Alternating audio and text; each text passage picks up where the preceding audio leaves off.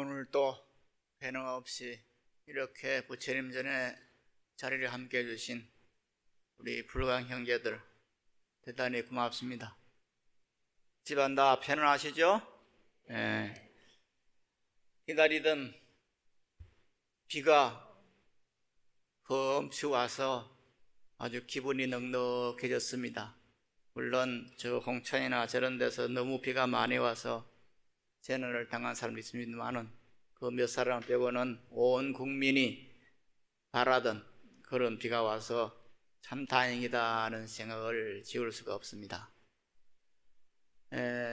월보를 보니 지난달에도 저롭게 후보를 발언하신 우리 형제가 11명이나 됩니다. 이분들을 포함해서 항상 이렇게 호흡 발언해 주신 형제 여러분에게 다시 한번 감사의 말씀을 드립니다. 우리가 세상을 살아가면서 무엇이 가장 중요하냐 이렇게 질문을 하면은 물론 대답은 각자 할 겁니다. 그러나 불자로서는 가장 중요하게 생각할 것이 감로법이 아닐까 하는 그런 생각을 합니다. 감로법이라 하는 것은 우리가 흔히 볼 수 있는 것은 관세음보살이 들고 계시는 그 병이 감로법으로 되어 있는데 그 외에도 전법가를 할 때 또 이제 감로법을 주어서 그래 하는 감로법인데, 이 감로법이라는 것은 원래 인도 말로서는 죽음이 없는 그런 그 법이 감로법입니다. 세상에 살아있는 모든 존재물은 태어나면 죽는데 어떻게 죽지 않느냐, 그리고 사람이 태어나서 죽지 않는 것은 말이 되느냐 이렇게 생각하지만은, 그러나 부처님께서는 이 세상에 오셔서 감로법이 있는 줄 알았어요.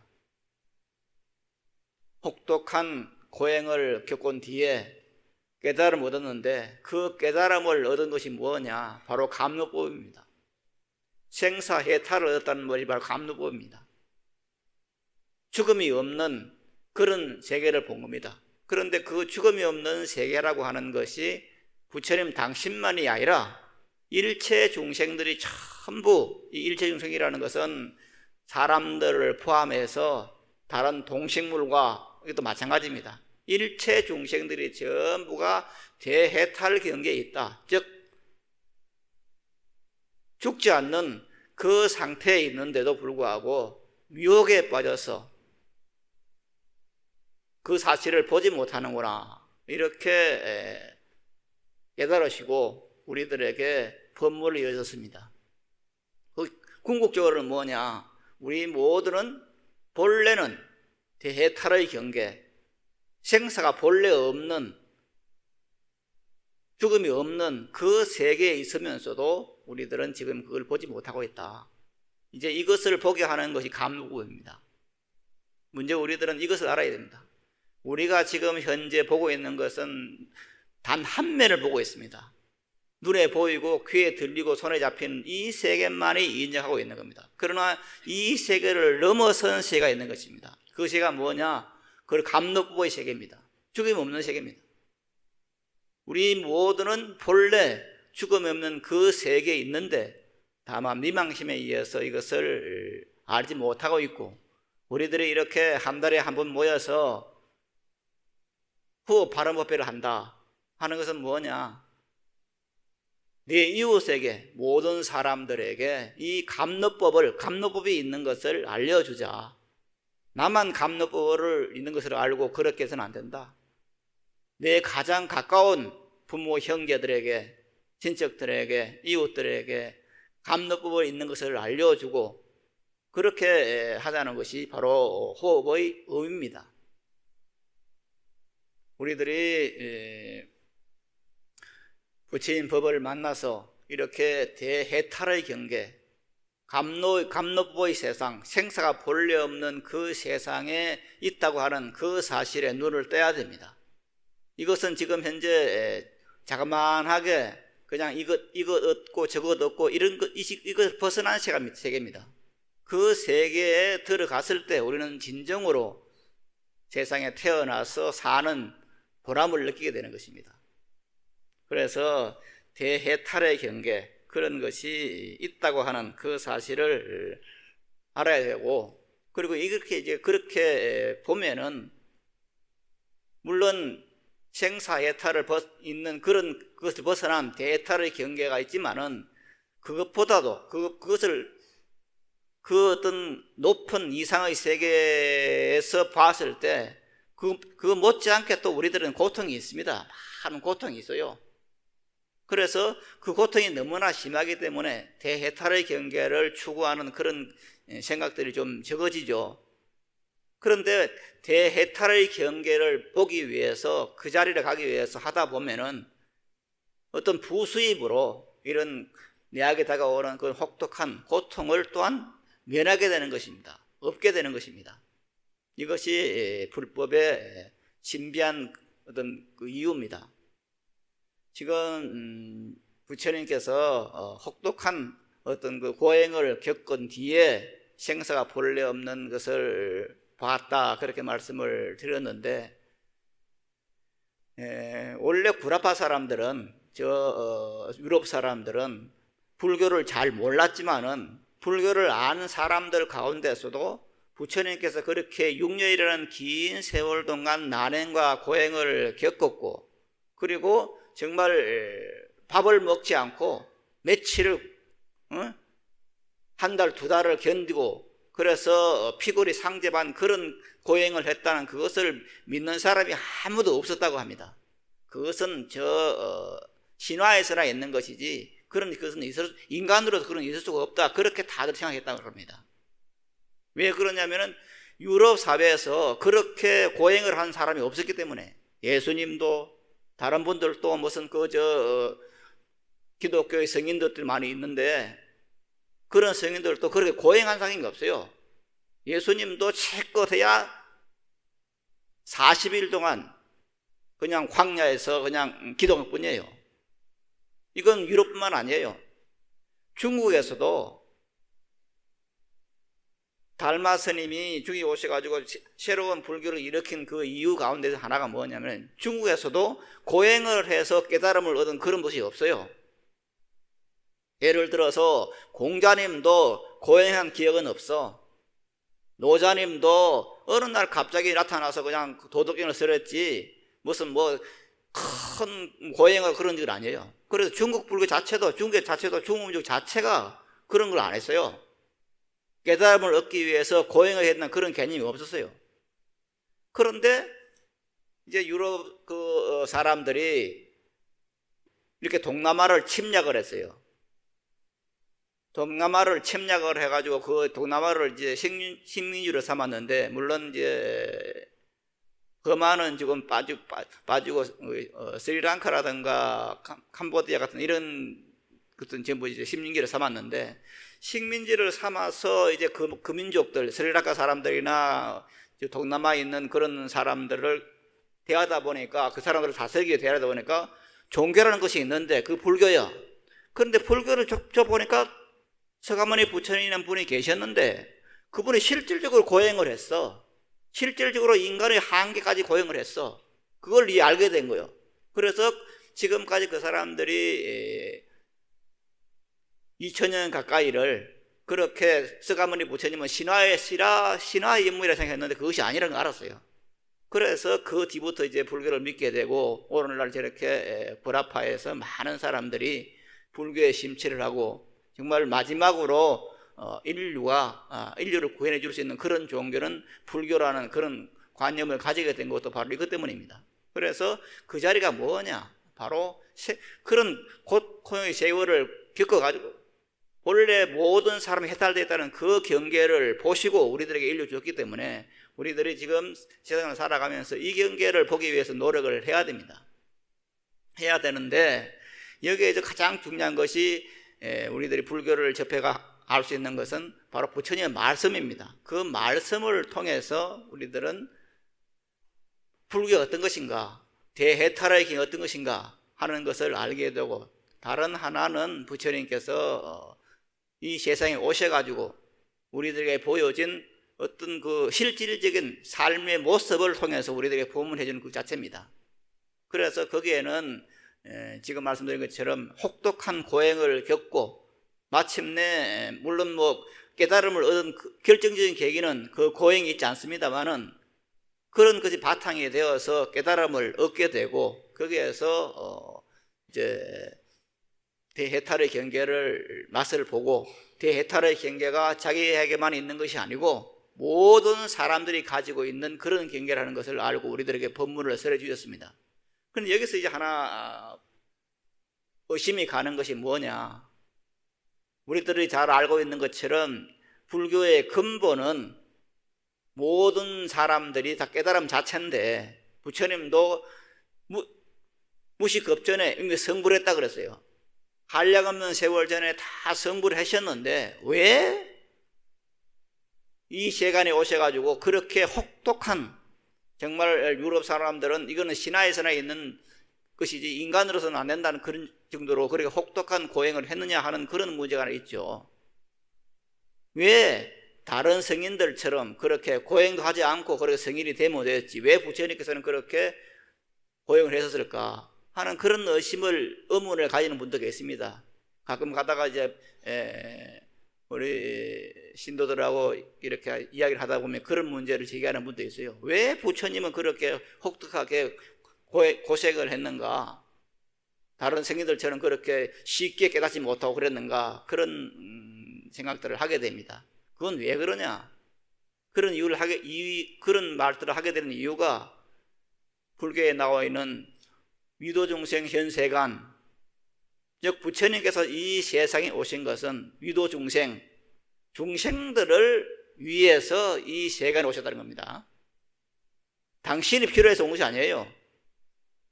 지금 현재 이 지구상에 많은 사람들이 힘들어하니까, 그리고 그것도 그 힘든 것이 모두가 어떤 대해탈의 경계에 있으면서 그것을 알지 못하고 그저 고생을 하고 힘들어하니까 저 중생들을 내가 제도해야겠다 이렇게 생각을 하시고 중생들에게 어떤 그 해탈을 얻기 위해서는 어떤 행동들을 해 나가야 되는 것을 직접적으로 보여주기 위해서, 즉 중생들을 제도하기 위해서 세간에 이것의 모습을 놔두었지 그냥 업으로 놔둔 것은 아니다 하는 이것을 알아야 됩니다. 그래서 부처님께서 이 세상에 오신 것은 우리들을 위해서, 중생들에게 어려움이 있으니까 그 어려움을 제거시키기 위해서 목적을 갖고 오신 거예요.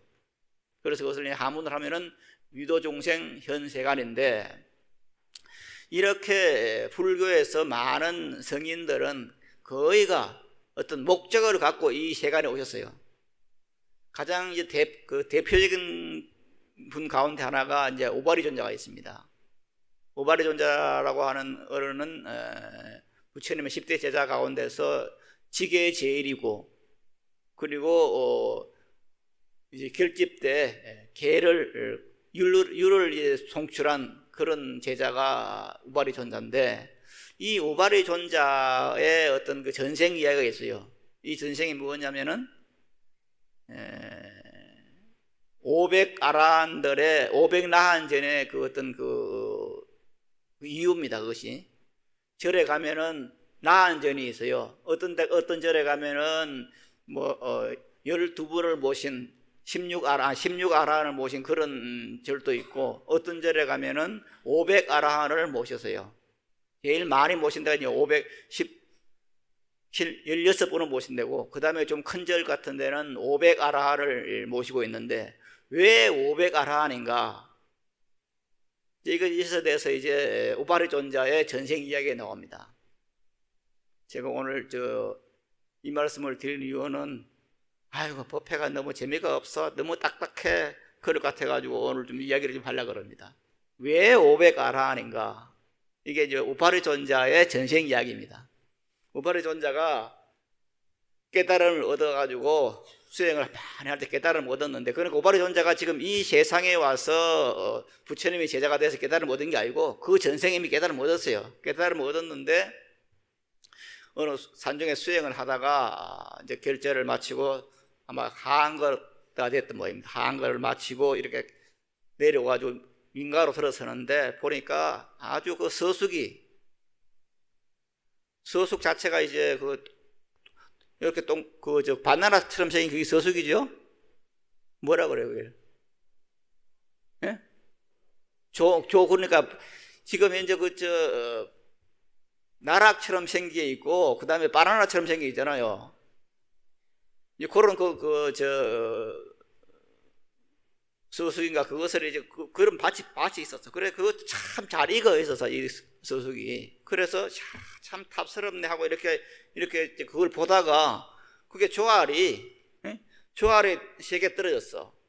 그냥 이걸 지금 주인을 모르니까 찾아줄 수도 없고 그냥 아이고 아까워 하면서 입에 털어였어. 털어였고 보니까 아차했어요. 아이고 큰일 났네. 내가 도둑질했네. 이런 생각이 들었어요. 그래서 안 되겠다. 그러면 내가 지금 내가 조알 3개를 주인 몰래 먹었으니 이게 도둑질인데 이게 과보를 받을 것이다. 그러니 이 과보를 내가 자진해서, 이 과보 오기 전에 자진해서 받는데 어떻게 받아야 될 것이냐. 내가 보니까 지금 500명의 도적이 있어. 500명의 도적이 그냥 막 사람들을 괴롭히고 힘들어 사람을 죽이고 있어. 그래서 내가 조알을 3개 지금 먹고 이렇게 과보를 받아야 되니 내가 자진해서 미리 이제 과보를 받아야 되겠다. 그러기 위해서 어떻게 되느냐, 지금 500명의 도적들이 지금 현재 사람들을 약탈하고 있으니 내가 저 사람들을 제도하는 그런 시간에 이제 내 몸을 바꿔서 그렇게 해야겠다. 그렇게 생각을 하고는 신통력으로 자기 몸을 소를 만듭니다. 그래서 내가 소가 되어서 이 밭의 주인한테 3년 동안 내가 소로서 일을 해줘야겠다. 그렇게 생각을 하고는 이제 그 주인 집에 밭에 가서 이제 소로 변신을 했어요. 그래서 주인이 어느 날 자기 밭에 가보니까 웬 소가 한 마리 그냥 주인도 없이 있어요. 그래서 그 소를 이제 끌고 왔어요. 네? 그런데 소를 이제 보통 이제 촌에 시골에 살다 보면은 소의 그걸 뭐라 합니까? 소 끄는 보통 저희들은 이제 어릴 때 이까리라 그랬는데 그 이까리가 없는 그 소를 끌고 왔어요. 그러고 와서 집에 있는데 보니까 이 소가 일을 참 잘해. 그러니까 그 주인은 지금 이 소가 오파리 줬는지는 몰라. 그래서 이제 그 소가 들어와서 계속 일을 하는데 잘하니까 그 집에 재산이 그냥 엄청나게 불어났어요. 참 불어가지고 1년이 되고 2년이 되니까 그 고을에서 가장 큰 부자가 됐어. 그 소 때문에. 그리고 거의 이제 3년이 됐으니까 이제 그걸 벗어갈 때 이제 3년이 지났으니까 이제 업을 다 벗을 때가 되었어요. 그런데 3년이 지났는데 마침 보니까 그 우바리 존자가 제도해야 되겠다고 하는 그 500명의 도적들이 그 집에 오게 돼 있는 거예요. 쳐들어오게 돼 있는 거예요. 그래서 어느 날 아침에 그 소가 말을 합니다. 주인하고 이제 말을 합니다. 그러니까 주인은 보니까 왜 소가 말을 한단 말이에요. 그러니까 이건 잘못 들었겠지 하고 또 나와버리는 거예요. 근데 또 주인을 한단 말이에요. 그걸 가보니까 소가 말을 해. 그래서 그 주인이 참 세상에 희한한 일도 있는데 소도 말을 하는가? 그러면서 이제 그 소가 말하는 것을 들었어요. 그러니까 그 소가 말을 합니다. 주인어른, 지금 며칠 뒤면은 그렇게 유명한 온 나라를 그렇게 하는 그 500명의 도적들이 지금 당신 집에, 주인 집에 지금 오게 되어 있습니다. 쳐들어와서 온 마을을 속대하고 주인도 죽일 텐데 방법이 하나밖에 없습니다. 그렇게 말합니다. 그럼 어떻게 하면 됩니까? 그러니까 며칠 날 이제 하인들을 동원을 해서 500명의 밥을 만드십시오. 그리고 할 수 있는 그런 통을 500개를 준비를 하고, 그리고 500명에 먹을 수 있는 그런 밥을 준비하고, 상을 준비하고, 그렇게 해서 이제 준비를 했고 500명이 쳐들어오면은 그 500명에게 먼저 다 500명한테 전부 그 목욕탕에서 목욕하게 하고 옷도 전부 새 옷을 입히고 그렇게 해서 500명의 음식을 대접하십시오. 그러면은 이 난에서 벗어날 수 있습니다. 그렇게 일러준 거예요. 그러니까 그 소가 자기 집에 들어와가지고 지금 그 고을에서 가장 큰 부자로 만드는 그 소니까 또 희한하게 또 소가 말을 하니까 알아들을 수가 없어요. 그래가지고 이제 그 소가 말하는 대로 500명이 그 목욕할 수 있는 그런 목욕강 그 통도 하나 만들고 500명의 음식을 만들고 옷도 준비하고 그렇게 만반의 준비를 하고 있습니다. 그런데 저녁이 되니까 저부터 그냥 말을 탄 500명의 이제 그 마적대들이 쳐들어오는 겁니다. 그리고 요즘 보니까 그 주인이 미리 나가는 거야. 미리 나가서 하인들을 데려가서 다 마중을 하는 겁니다. 기다리셨습니다. 어서 오십시오. 하고 자꾸 그 집으로 그냥 물론 그 도적대들은 마적들은 그 집이 목표예요. 그 고을에서 가장 큰 부자니까 그 집이 목표예요. 그 집의 재산을 다 훔쳐가는 것이 목표예요. 오는데 어떤 그 점잖은 사람이 와서 그냥 자기 하인들을 밀고 영접을 한단 말이에요. 그래서 너는 누구냐? 뭐 어떻게 해서 나를 이렇게 지금 우리들을 대접하고 있느냐, 영접하느냐 하니까 예, 제가 당신들이 지금 약탈해 가려고 하는 그 집의 주인입니다. 여하튼 제가 지금 모실 테니까 저희 집에 가시죠. 해서 이제 간 거예요. 가서 보니까 먼저 지금 이렇게 먼지를 덮어서 왔으니 목욕부터 하십시오. 해가지고 그 500명을 전부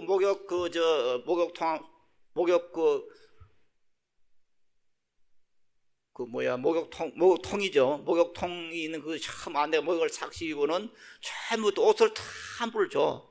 그리고 때가 식사 때가 되니까 전부 상에 앉아가지고 식사를 하는데 500명 준비를 다 해놨어. 그리고 전부 500명을 다 시중해가 할 수 있는 그런 걸 다 해놨어. 가만히 먹다가 생각하니까 그 이제 도적대 그 두목이 생각하니까 이게 기가 막힌단 말이에요. 어떻게 자기들이 그 시간에 쳐들어올지 알고 그 주인이 자기들을 마중하러 왔으며 어떻게 500명이 온다는 것을 알고 자기들을 위해서 그 500명의 사람 도적들이 목욕할 수 있게 그 목욕통도 만들어 놓고 또 500명의 음식도 준비해 놓고 이게 공매진 거예요. 그래서 주인에게 묻습니다. 당신이 우리가 어떻게 알았냐? 그리고 어떻게 500명이 올 줄 알았냐? 이게 좀 궁금하다. 그랬더니 그 주인이 말을 합니다. 사실은 저희 집에 소가 한 마리 생겼는데 그 소가 말을 합니다. 그러니까 그 도둑놈이 깜짝 놀라는 거예요. 무슨 소가 말을 하냐? 그러니까 저도 믿지 못했는데 여하튼 우리 집에는 지금 말을 하는 소가 있습니다. 그런데 그 소가 당신들이 온다는 것을 알려줬습니다. 그러면서 자초지종을 이야기하는 겁니다. 어느 날 가니까 이렇게 좁밭에 갔더니 소가 한 마리 있어가지고 끌고 왔는데 그 소 때문에 이렇게 큰 부자가 됐다. 그리고 소가 당신들이 온다고 말을 했다. 500명이 오니까 이렇게 준비하라 그랬다. 그렇게 이제 말을 합니다. 그러면 그 말에게 저 말하는 소한테 가보자 해가지고 이제 두목이 이제 가게 됩니다. 가서 이제 말을 합니다. 제가 지금 이렇게 소가 된 이유는 내가 지금 이 주인 집에 그 조를 새 알을 입에 털어놓고 그 과보로서 내가 지금 현재 미리 지금 현재 소가 됐다. 빚을 갚기 위해서.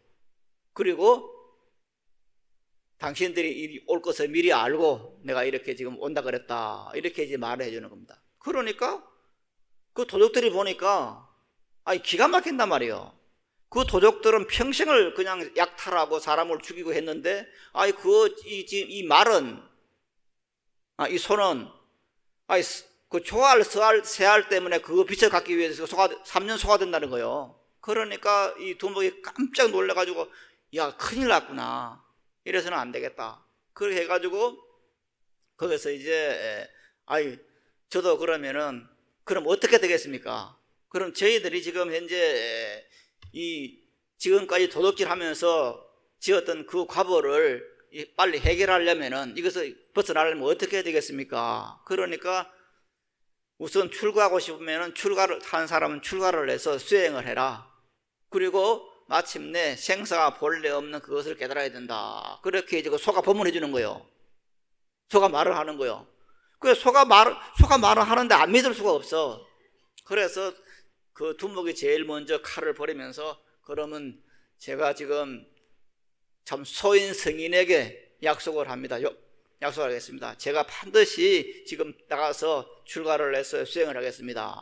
그러니까 그 나머지 499명의 졸개들한테 말합니다. 내가 지금 이렇게 갈 테니까 너희들은 알아서 해라. 그러니까 그 500명이 전체가 다 이제 출가하겠다 그럽니다. 그래서 그 소의 말을 듣고 그 500명의 도적들이 단체로 출가를 하는 거예요. 단체로 어느 절에 가서 출가를 해서 거기에서 수행을 해가지고 500명이 동시에 아라한과를 행동하는 거예요.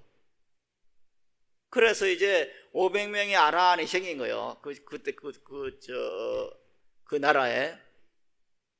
그래서 그때부터 이제 뭐냐면 500명의 아라한이라는 그런 말이 생긴 거예요. 그래서 그 뒤에 이제 그런 것이 들어오면서 이제 중국 불교나 한국 불교나 일본 불교에서는 그런 500명의 아라한을 모시기 위한 500나한절이 생긴 거예요.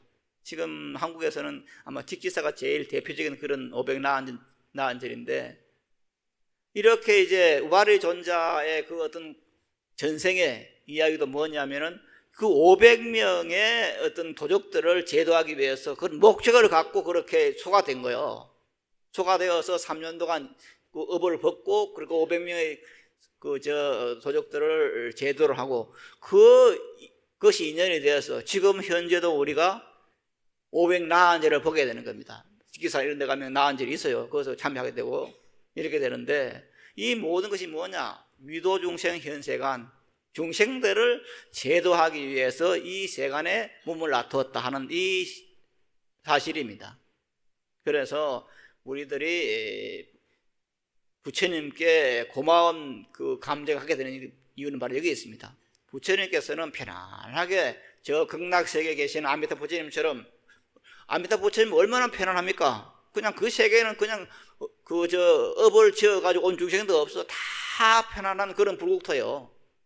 그런 곳에 계시는 아미타 부처님도 계세요. 그런데 서가모니 부처님은 그걸 마다해서 나는 그런 고행을 하고 이것을 보여주고, 그래서 마침내 수행을 해서 깨달아 못하는 그 과정을 다 보여주는 그런 것을 나타냈어요. 바로 이 부처님께서 다른 부처님에 비해서 수성한 이유입니다. 이런 부처님께서 이 세상에 오셔가지고 어떻게 했느냐, 여기 지금 이와 같이 내가 들었다 하는 이 부분은 모법연화경의 열애수랑품에 나오는 그런 이야기인데, 이 모법연화경이라 하는 경전이 물론 7경이라 되는 굉장히 큰 경전입니다. 경전인데 이것이 선인들에게 굉장히 인기가 있습니다. 지금 현재 한국 불교에서 제일 많이 연구되고 간행된 경전이 반야신경하고 물론 금강경입니다. 그래서 책으로서 간행된 책은 가장 많은 것이 물론 금강경이지만은, 그리고 많은 스님들이 연구를 합니다만은, 큰 경전 가운데는 법화경을 연구하는 사람들이 제일 많고, 제일 많다는 것은 물론 금강경보다는 적지만 그렇게 많고, 그 다음에 일본 불교를 유학한 사람들은 대부분 이렇게 법화경에 심취를 해요. 남무호랭개교 때문에. 그런데 이 법화경 가운데서는 이제 열애수랑품이라는 것이 유명한데, 이 열애수랑품이라는 것은 뭐냐? 부처님의 생명은 본래 영원한 것이다. 부처님의 생명이라는 것은 나고 죽는 그런 것이 아니다. 영원한 생명이 부처님의 생명이다.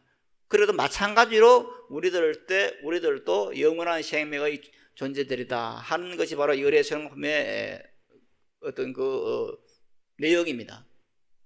그래서 이 영원한 생명을 지닌 우리 사람들로 하여금 그것을 깨달아서 그것을 느끼게 하기 위해서 이제 법화경이라는 경이 있는데, 이 경은 바로 우리들에게 네 가지로 이제 말을 합니다. 계시오입이라 그래서 우리들에게 진리가 무엇인가를 먼저 보여주고, 열어서 보여주고, 그 다음에 그것에 깨달음이 있는 것을 말하고, 그 다음에 그 깨달음의 곳에 들게 한다. 그래서 그것을 이제 한문으로 하면 계시오입, 이것이 일대사인연이라고 합니다. 부처님께서 이 세상에 오신 이유는 뭐냐?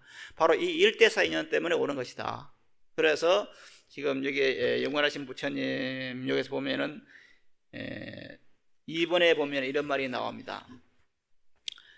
열애는 다만 말씀으로만 가르침을 설할 뿐만 아니라 몸으로서 법을 설하신다. 그 수명은 한이 없지만 끝없는 탐심에 빠진 사람들을 깨우쳐 일으키기 위하여 방편으로 죽음을 보인다. 비유를 들면 많은 아들을 가진 의사가 먼 곳으로 여행하는 동안에 아이들이 잘못하여 독약을 먹었다. 의사가 돌아와 이 모양을 보고 놀려 좋은 약을 만들어 주었지만 아이들 가운데 본심을 잃은 자는, 지금 약을 먹고 본심을 잃어가지고 지금 죽고 사는 걸 몰라요. 자는 그 약을 먹어 병을 고칠 수 있었지만은 그 본심을 잃은 자는 약을 먹으려 하지 않는다. 그래서 아버지는 방침을 베푼다. 이게 이제 부처님께서 열반에 뜨시는 이유입니다.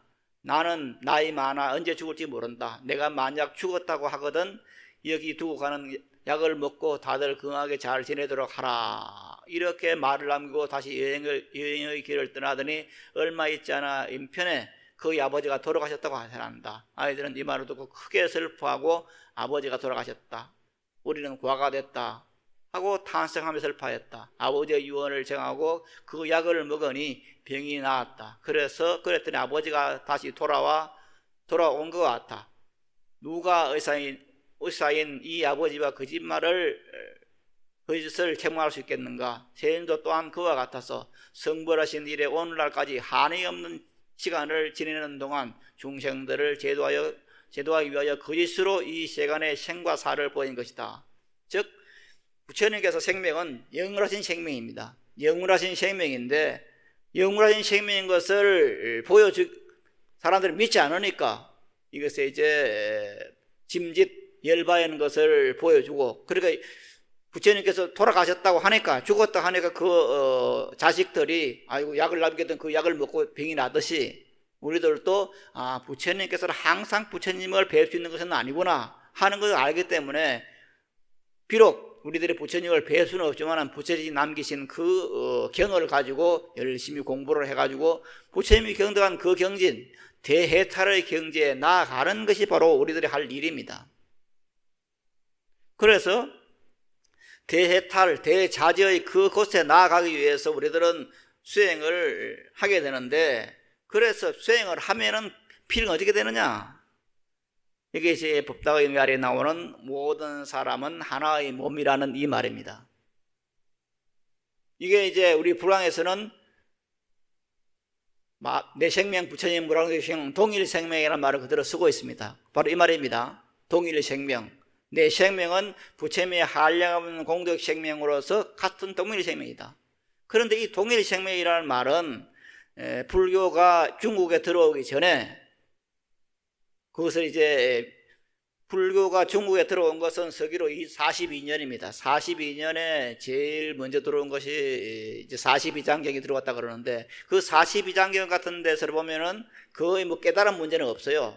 인간이 살아가는 문제에 대해서 많이 나오는데, 그런 가운데서 그런 불교가 들어온 그때 시대를 이름해서 이제 위진 시대라 그럽니다. 중국에서는. 그러니까 진시황이 나라를 통치하고 한나라가 있고, 한나라가 망하고 나는데 진시황이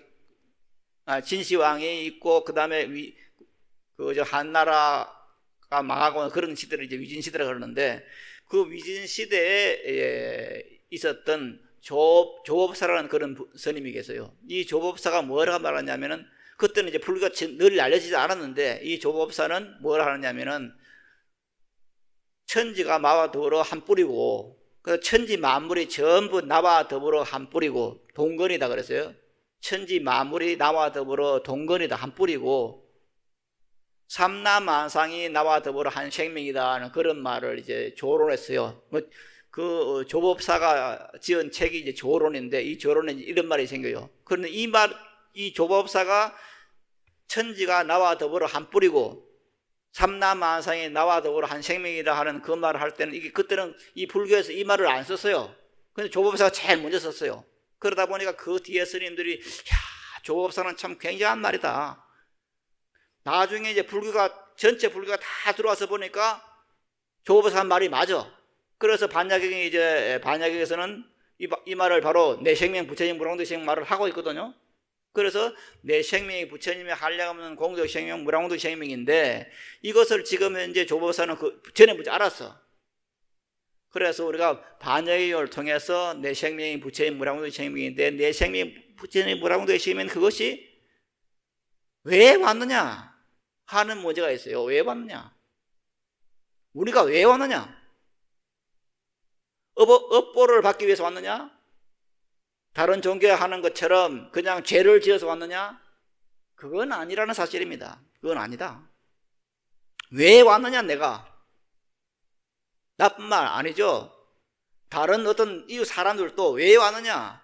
이런 문제가 하나 생기게 되는데 이것은 뭐냐? 이것이 이제 1번에 나오면은 우리가 이 세상에 태어났다는 사실은 높은 사명을 스스로 지니고 태어난 것을 깨달아야 한다. 우리는 그냥 업보 중생으로서 아버지 어머니가 그냥 장난해가지고 태어난 그런 존재가 아니에요. 큰 사명감을 지고 태어났어요. 아마 이 사명감이라 하는 것은 여러분들은 그래 생각하면 내가 지금 자식에 대한 사명감이 있구나. 이게 자식 때문에 죽을 수도 없고 이혼할 수도 없고 그렇잖아요. 아마 요즘 그 TV 같은 거 보면 많은 사람들이 이혼을 생각하는데 딱 이혼을 하지 못하는 이유 하나는 자식이요. 그래서 자식이 큰 버팀목이요. 이혼하지 않게 하는 만들은. 그러니까 자식을 생각하면은 내가 자식에게 무슨 전생에 빚을 졌나? 그런 생각도 할 수 있어요. 그러나 그건 빚은 아니에요. 내가 자식에게 해야 될 의무가 있었어. 그 의무가 뭐냐? 내가 이 세상에 태어난 이유입니다. 그래서 이게 사명이에요. 이 세상에 태어난 사명이 있는데 그 사명이란 것이 뭐냐? 그래서 밑에 아무 뜻도 없이 목적 없이 이 지상에 던져진 생명은 아니다라는 사실입니다. 나는 이 세상에 올 때 모두가 크신 사명을 가지고 왔다.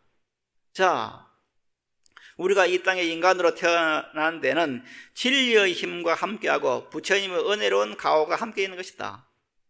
이 땅에 태어나서 스스로 닦고 깨달아 진실한 자기로 향상하여 진리인 자기를 회복하고 이 땅에 진리인 국토, 진리의 질서를 이루고자 하는 거룩하신 뜻이 함께하고 있는 것이다. 즉 내가 이 세상에 온 것은 아버지 어머니의 크신 은혜도 있지만은 부처님의 크신 가호가 같이 있다. 이것은 지금 다른 종교하고 다른 겁니다. 다른 종교에서는 우리가 인간이란 존재는 하느님에게 죄를 지었다.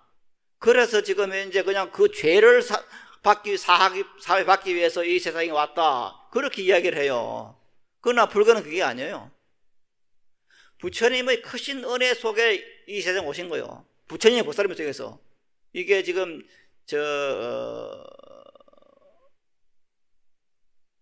갑자기 또 그런 판소리 하는데 무슨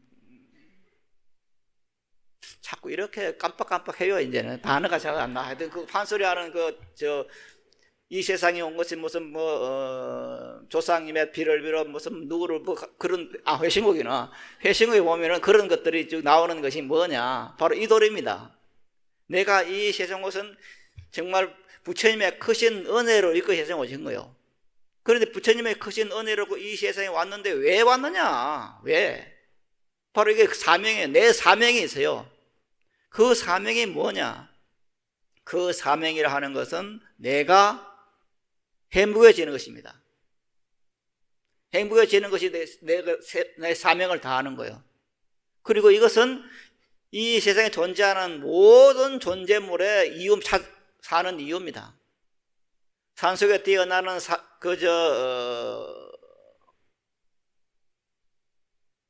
노루나 늑대나 아니면은 멧돼지나 이런 것들이 전부 왜 태어났느냐? 무슨 성경에서 말한 것처럼 인간의 먹이가 되기 위해 태어났다? 그런 엉터리가 어디 있어요? 왜 그 멧돼지가 인간의 먹이가 되기 위해 태어났어요? 노루가 인간 먹이가 되기 위해 태어났어요? 그게 아니에요. 자기 나름대로 노르는 멧돼지는 즐거움을 갖기 위해 태어났어요. 딱 하나예요. 행복하기 위해 태어났어. 이 꽃도 마찬가지예요. 사람이 태어나서 이겼지? 내 사람이가 좀 예쁘게 보여야겠다 그래서 태어났어요? 아니에요. 내가 지금 내 멋에 태어난 거예요. 이 꽃도 행복하기 위해서. 즉 봄이 와서 꽃이 피고 날씨가 따뜻해지고 하면은 그 잎이 나는데, 그 잎이 날 때 그 잎들이 얼마나 행복하겠어요. 야, 추운 데 있다가 그냥 따뜻한 공기를 보니까 아주 환희심이 나죠. 그러다가 꽃도 피었어. 이제 때가 됐어. 그럼 기쁜 거예요. 자기가 기쁜 거예요. 우리들을 기쁘게 하기 위해서 있는 게 아니에요. 절대 그게 아니에요. 자기가 기쁘기 위해 태어나 이렇게 하고 있는 거예요. 그래서 우리 인간이 이 세상에 태어난 것은 자기 사명을 다해야 되는데, 그 사명이 뭐냐? 내가 행복해지는 거예요. 행복해지는데, 행복해지면 어떻게 되느냐? 먼저 내가 그 행복이라는 것이 그냥 비상적으로 그냥 나는 행복하다 이게 아니에요. 행복해지면 어떻게 되느냐? 삶의 용기가 생기는 겁니다. 용기가. 가끔 보면은 단체로 자살하는 사람이 있어요. 단체로. 네? 그것도 저 인터넷에 해가지고 저한테로 뭐 사면 단체로 자살을 해. 이제 그 사람들은 사는 거 재미가 없어요. 사는 재미가 없으니까 어떻게 밤 죽으러 가 이거 영하는 거죠. 이건 이제 잘못된 거죠. 그런데 이 인간의 사명을 느끼면은, 기쁨을 느끼게 되면은 이 사는 자체가 기쁜 거예요. 그러니까 용기가 생기는 거예요. 자살하고 싶은 생각이 없어지는 거예요. 그리고 또한 자살한다는 그 자체가 얼마나 큰 죄악인가 하는 것을 알게 돼요. 이 지구상에 자기 목숨을 끊는 존재는 사람밖에 없어요. 그만큼 사람은 못된 존재예요, 이게. 쥐가 무슨 자살한다, 고양이가 자살한다, 그게 있을 수가 없잖아요. 사람만 자살해요. 그런 자살은 그것도 큰 죄예요. 이걸 알려줘야 돼요, 사람들에게. 그래서 우선 삶 자체에 용기가 생기는 거. 용기가 생기는 거예요. 그리고 용기가 생기면서 굳세지는 거예요. 나약해지지 않는 거예요. 가만히 생각해 보세요. 우리가 언제 나약해지는가? 사실 살아가는데 용기가 있어야 돼. 하루하루가 용기가 있는 그런 그게 필요한 거예요. 그래서 행복해지기 위해서는 먼저 삶 자체에 용기가 있어야 되는 거예요. 굳세지는 거예요. 나약해지면 안 되는 거예요. 그러니까 그 행복해지기 위해서는 이런 요소가 필요한 것인데, 이게 내 사명을 다하는 거예요. 굳세지고 건강하고 그리고 활발하고, 이런 어떤 행복의 요건이 되는 것이 이런 삶 자체에 용기가 생기고 굳세어지고 튼튼해지고, 이런 것을 이름해서 삶의 용기가 생긴다고 말하는 겁니다. 이 사명을 다하는 거예요. 그래서 내가 나약해지고 그냥 매사에 부정적이고 그러게 되면 그것은 인간의 사명을 다하지 못하는 거예요. 그런데 우리가 불법을 배워가지고 내 생명이 부처님의 한량없는 공덕생명이라는 것을 알게 되면, 이걸 깨닫게 되면은, 내가 지금 현재 부처님과 같은 생명이니까 내가 부처님께 무엇을 자꾸 비는 그런 존재가 아니고 내 속에 있는 그 한량없는 공덕생명을 내가 내었으면 되는구나, 이것까지 지금 나아가야 되는 거예요. 모든 사람 하나의 몸이다. 이건 사람뿐만 아니에요. 이 삼라만상과 더불어 내가 한 몸이면서 더 중요한 것은 부처님과 내가 한 몸이라는 그 사실에 눈을 떼야 됩니다. 언제까지 우리가 부처님 좀 도와주세요, 이 불쌍한 중생을 어여비 보여주셔서, 이거 언제까지 그러고 삽니까? 그거 빨리 벗어나야 돼요. 부처님께서 우리에게 원하는 것은 그겁니다. 너는 박복한 그런 범부중생이 아니고 너야말로 나와 똑같은 그런 생명이라는 그 사실에 눈을 뜨라고 부처님께서는 6년이라는 긴 세월을 난행과 고행을 겪고 마침내 우리들에게 법문을 이루어줬어요. 당신처럼 그렇게 난행과 고행을 겪으라 한 것이 아니에요. 제가 중국 불교에서, 중국의 사상에서 원래는 그 사람들은 한 번도 고행을 안 했다는 것은, 가만 생각해보면 그래요. 공자도, 노자도, 장자 고행했다는 말 없잖아요. 원래 인간은 고행해서 되는 일이 아니에요. 다만 왜 부처님께서는 그렇게 시범을 보였냐면은 그것이 잘못됐다는 걸 알려주기 위해서인 거예요. 그래서 육녀이라는 고행을 하고 난 뒤에 딱 어느 날 해서 고행해서는 안 되겠구나. 그래서 중도를 표방을 했어요. 고행도 하지 말고 그냥 쾌락에 빠지지도 말아라. 그래서 이제 달마 스님께서는 뭘 했습니까? 달마 스님께서는 좌선을 했어요. 좌선을. 그냥 벽으로 앉아서 좌선을 했어. 좌선이 고행은 아니잖아요. 물론 유생들에게 하루 종일 그렇게 그저 가부좌 앉아서는 못해요. 옛날에 그런 말이 있어요. 어떤 그 하인한테 아이고 저 유생들이 아이고 저도 주인처럼 그렇게 하루 종일 앉아서 그냥 그렇게 있으면 얼마나 좋겠습니까? 그러니까 그 유생이 그래 그럼 너 대신 한번 해보자. 나는 지금 밖에 나가서 일하고 그럼 너는 지금 앉아서 지금 책 봐라. 그러니까 처음에 몇 시간은 돼요. 몇 시간은 앉아서 그냥 뭐 책 보면 얼마나 좋아요. 그러나 한 두세 시간 지나가면 줄이가 틀려지는 거예요. 도저히 못 앉아 있어요. 그래서 그런 입장에서 보면은 좌선한다는 게 하루에 보통 이제 지금 한국 불교 지금 현재 대정방에서는 보통 이제 8시간 앉아요. 8시간 좌선하는데 8시간 좌선도 처음에는 굉장히 힘들어요. 8시간을 물론 50분씩 이제 50분 앉고 10분 이제 포행하고 하는데 그렇게 8시간 하는 것도 다리가 아프죠. 전 참 앉아있는 자체가 힘들더라고요. 처음에 선방 가서 너무너무 힘이 들어요. 그런데 그게 이제 지나고 나면 조금 나았는데 여하튼 처음에 하면은 그것도 고행이처럼 보이지만은 그러나 크게 무슨 굶고 그냥 어떻게 하는 그런 고행에 보면은 고행 아니에요. 그래서 중국 불교는 달마 스님께서 처음부터 그런 고행으로 권하지 않았어요. 그냥 다 하는 좌선하는 그런 좌선이 힘들면은 입선도 하는 거예요. 서서 다니고 그 다음에 이제 다니면서 서서 다니는 그런 행선도 하고 고정된 거 아니에요. 그렇게 해서 마침내 뭐냐 내가 부처님과 동일 생명이라는 것을 깨닫는 거예요. 내가 부처님과 동일 생명이라는 그 사실에 눈을 뜰 때 우리들은 다른 세상을 만나야 되는 거예요. 지금까지 부처님에게 이거 해주세요 저거 해주세요 그것이 아니라 내가 다 가지고 있구나. 내가 지금 부처님께 원하는 그 모든 걸 가지고 있구나 하는 거기서 눈을 떠질 때 우리는 새로운 삶을 가지게 되는 것이고 바로 이것이 이제 내 사명을 다하는 것입니다. 그래서 이번에 보면은 우리들이 생명이 지닌 거룩한 사명을 실현하고자 하지 않고 게으름에 빠지거나 그릇된 길로 나아가면 인생은 삶의 보람을 잃는다. 그래서 부지런해야 돼요. 이게 우리가 행복에 드는 이유예요. 부지런하고 굳세게 나아가는 거예요. 이게 인간이 사는 길이에요. 사자나 호랑이를 보면 보이잖아요. 그 사랑이나 호랑이가 나약하지 않아요. 굳세요. 그래서 자기 존재가 무가치한 것으로 느껴지고 마침내는 인생의 공허에 뻗친 하되요. 그렇지만은 불자들은 우리들의 높은 사명을 자하고 사명감에 불타며 보람있는 삶을 향하여 용기 있게 전진해야 한다. 스스로의 재능을 끊임없이 연마하고 그 재능을 발휘하여 이웃과 세간에 도움을 주며 높은 목표를 떨치고 일어서는 데서 우리의 인생의 의미를 맛보게 되는 것이다. 아마 이것은 여러분들이 자식을 키울 때 아마 다 느끼고 있을 겁니다.